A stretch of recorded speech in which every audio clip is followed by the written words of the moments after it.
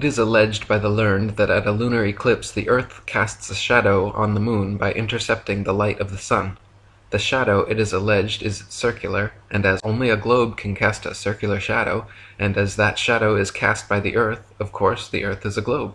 In fact, what better proof could any reasonable person require? Powerful reasoning, says the dupe. Let us see. I have already cited a case where sun and moon have been seen with the moon eclipsed, and as the earth was not between, or they both could not have been seen, the shadow said to be on the moon could not possibly have been cast by the earth. But as refraction is charged with raising the moon above the horizon, when it is said to be really beneath, and the amount of refraction made to tally with what would be required to square the matter, let us see how refraction would act in regard to a shadow. Refraction can only exist where the object and the observer are in different densities. If a shilling be put in the bottom of a glass and observed, there is no refraction. Refraction casts the image of the shilling upwards, but a shadow always downwards. If a basin be taken and put near a light, so that the shadow will shorten inwards and downwards, but if the rod is allowed to rest in the basin and water poured in, the rod will appear to be bent upwards.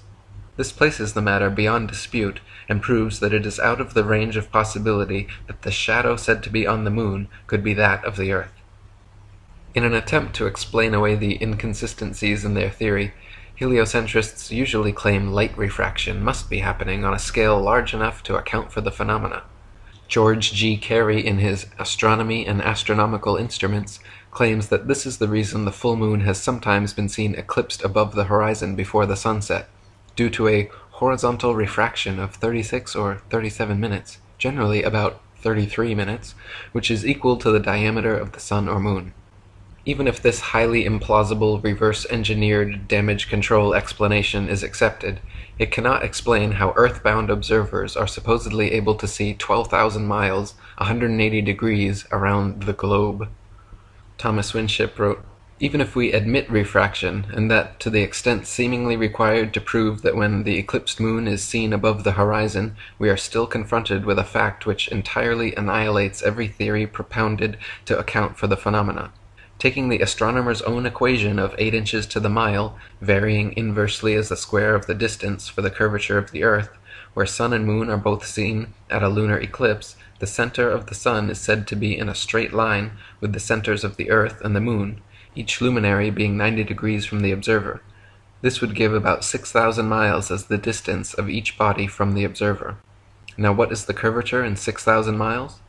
No less than 24 million feet, or 4,545 miles. Therefore, according to the astronomer's own showing, an observer would have to get up into space 4,545 miles before he could see both the sun and moon above his horizon at a lunar eclipse. As lunar eclipses have been seen from the surface of the earth, with sun and moon both above the horizon at the same time, it is conclusively proved that there is no curvature of the earth, and therefore that the world is a plane and cannot by any possibility be globular. This one proof alone demolishes forever the fabric of astronomical imagination and popular credulity."